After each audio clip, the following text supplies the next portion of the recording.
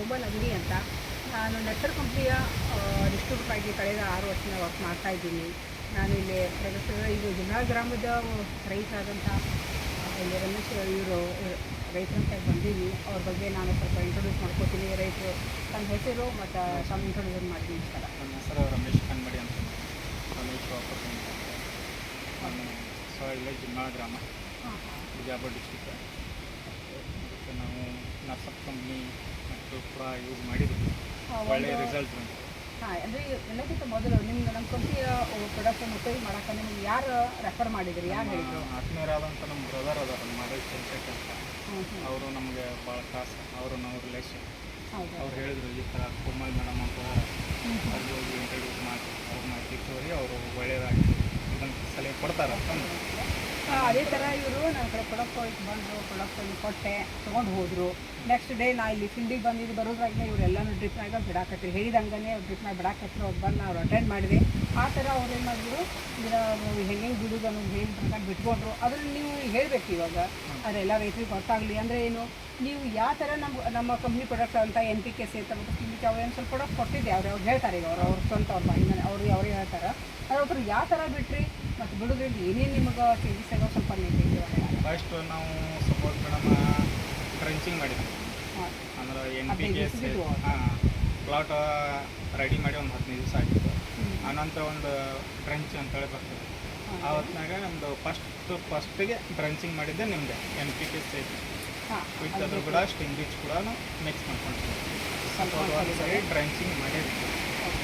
ಪ್ರತಿ ಬ್ಯಾರಲ್ಗೆ ಬೇಗ bio 99 with ಸ್ಟಿಂಗ್ರಿಚ್ ಎರಡು ಕೂಡಿಸಿ ಸ್ಪ್ರೇನು ಮಾಡ್ತೀವಿ. ಒಂದು 4 ರಿಂದ 5 ಸರಿ ಸ್ಪ್ರೇನು ಮಾಡ್ತೀವಿ.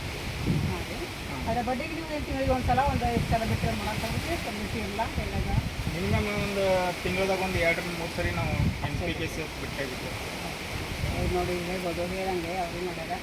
ಇದು ಟೋಟಲಾಗಿ ಇವತ್ತಿನ ತಾರೀಕಿಂದ ತನ ಎಷ್ಟು ತಿಂಗಳು ಆಗ್ತದೆ, ಇದು ಎಷ್ಟು ತಿಂಗಳು ಇರೋದ್ರಿಂದ ಈ ಥರ ಇದು ರಿಸಲ್ಟ್ ಕೊಡ್ತಾರೆ ಅನ್ನೋದು ತಪ್ಪು 9 ತಿಂಗಳು ಮುಗಿದು 10ನೇ ತಿಂಗಳು ರನ್ನಿಂಗ್ ಅದ.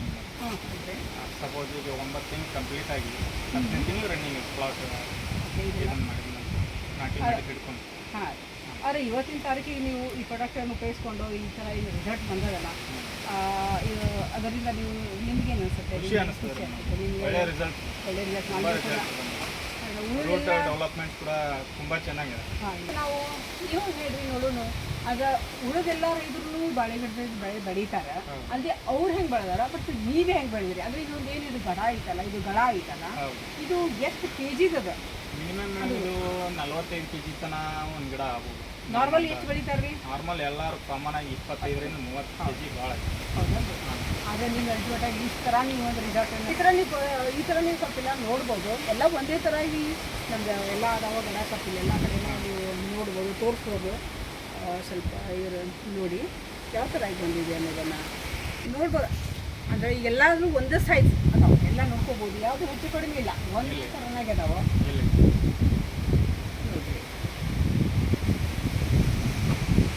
ಹಾಂ, ಸುತ್ತಮುತ್ತಲಿನ ರೈತರಿಗೆ ಏನು ಹೇಳಕ್ಕೆ ಏನು ಅನ್ಸ್ಬೇಕಲ್ಲ ಆಗಲಿ ಇಲ್ಲ ಕೇಳ್ತಾ ಇರ್ತಾರೆ. ಆಲ್ರೆಡಿ ಒಂದು 2-3 ಜನ ಬಂದು ಪ್ಲಾಟ್ ವಿಸಿಟ್ ಮಾಡಿ ಹೋಗಿದ್ದಾರೆ. ಇಲ್ಲ ಯಾವ ಥರ ಮೇಂಟೈನ್ ಮಾಡ್ತಾರೆ, ಏನು ಈ ಮೊನ್ನೆ ಕೂಡ ಒಬ್ಬರು ಅಂದರು, ಇಲ್ಲ ಇಲ್ಲಿ ತಾಳಿಕೋಟೆ ಹೆಚ್ಚಿಕ ಬೆಳಗಾನೂರ ಅವರು ಒಂದು 2 ರಿಂದ 3 ಸಾವಿರ ಗಿಡ ನಾವು ಮಾಡ್ಬೇಕಂತ ಮಾಡೀವಿ. ಈಗ ಭಾಳ ಎಲ್ಲ ಕಡೆ ಹಂಗೆ ರೈತರಿಗೆ ಮಾಹಿತಿ ಕೂಡ ಇವಾಗಿನಿಂದಲೇ ಸ್ಟಾರ್ಟ್ ಮಾಡ್ಯಾರ, ಹೌದಲ್ಲ? ಇಲ್ಲ ಹಂಗೆ ಮಾಡೋದ್ರಿ, ಈಗ ಸ್ವಲ್ಪ ಬರ್ತೀವಿ ರೀ ನಿಮ್ಮ ಪ್ಲಾಟಿಗೆ.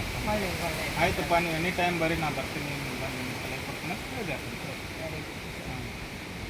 ಆದರೂ ಒಂದು ಗಿಡದಾಗ ಮೇಡಮ್ 17 ರಿಂದ 18 ಹಂಗೆ ತನ ಗೊನೆ ಬಿಟ್ಟು ಗೊನೆ ಇದೆ. ಅಲ್ಲದೆ ಕೂಡ ಒಂದೊಂದು ಏನು ಹಣಿಗೆ ಇರ್ತಾರಲ್ಲ, ಈ ಹಣಿಗಳು ಕಮ್ಸೆ ಕಮ್ ಬಾಳೆಹಣ್ಣು ಎಷ್ಟು ಅದಾವ್ರಿ ಇಲ್ಲಿ? ಫಸ್ಟ್ನೇ ಹಣಿಗೆ ಒಳಗೆ 22 ಕಾಯಿ ಇಡುತ್ತೆ.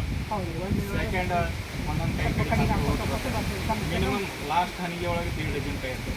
18 ಕಮ್ಸೆ ಕಮ್ ಅದಾವ. ಅಂದರೆ 22 ಹಿಡ್ಕೊಂಡು ನಿಮ್ಗೆ 18 to 16 ತನಕ ಲಾಸ್ಟ್. ಒಳ್ಳೆಯದಿಲ್ರಿ.